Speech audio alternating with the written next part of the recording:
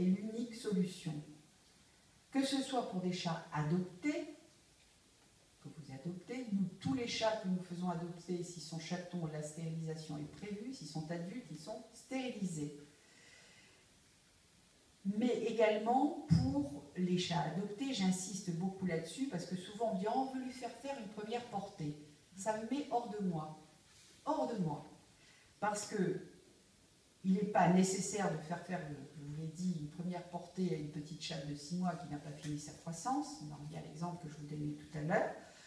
Au contraire, en plus, il est maintenant établi que c'est reconnu que une première portée est un facteur déclenchant de nombreuses maladies, des maladies tueuses et irréversibles comme le FIV, comme les cancers mammaires, etc.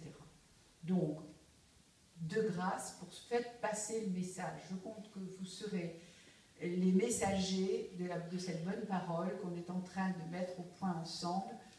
Si vous voyez des gens adopter des chats, et je le comprends, tout le monde aime les chats, il y a plus de la moitié des Français, mais surtout, encouragez-les à stériliser les chats adoptés. Indispensable, indispensable. Et puis de plus, si on me dit « ah mais vous savez, on a fait faire des petits, mais on les a placés à des gens sérieux ». Vous savez, nous on place, vous avez vu le nombre de chats que l'on a fait adopter à l'année, mais on demande que les chats nous soient rendus s'il y a un problème. Et moi j'ai des choses absolument renversantes. On m'a apporté une fois un chat sur une moto, tu te souviens? Bon, ça encore, il partait à l'étranger, donc il a trouvé normal de déposer le chat au bureau, alors que nous n'avons pas de structure pour les accueillir. Une autre est venue en me disant « je vous le rapporte, ma vie a changé ».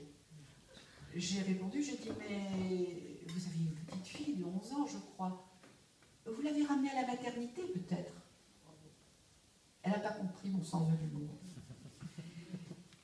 De plus, un chat vit une bonne quinzaine d'années en moyenne maintenant. Est-ce que vous êtes certain que les personnes qui vont adopter ce petit chat ne vont pas avoir des problèmes comment dire, de tous ordres de la société actuelle, etc.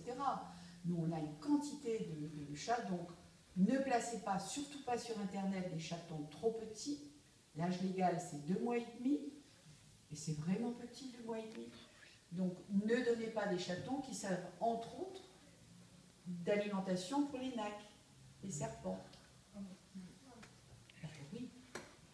Moi, une dame m'a téléphoné un jour, me dit j'ai des chatons à placer. Je dis madame, je vous rappelle demain parce qu'on est débordé.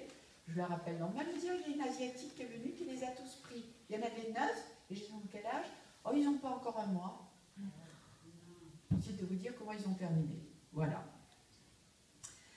Alors de plus, il y a quand même des nuisances, nous l'admettons tous, c'est-à-dire qu'un chat n'a jamais fait enfin pour moi, hein, ceux que je connais, n'a jamais fait la différence entre une laitue et un pétunia, donc les gens qui ont des potagers, etc., se plaignent, d'où la nécessité impérative de stériliser. Votre chat, même s'il est choyé, même s'il a touché, il peut vous échapper, il peut se sauver, il peut vous être volé, donc stérilisé. Alors, que dit la loi là-dessus? Alors justement, je parlais à Madame Lafille du Code rural. Normalement, on a pensé que la fourrière était la solution. D'ailleurs, depuis 1999, je pense, n'est-ce pas, madame?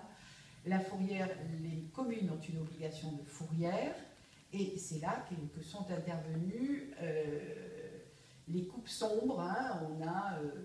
et notamment en bas de chez moi, on a euthanasié une dizaine de chats qui étaient nourris, qui vivaient très bien dans un parking d'une école.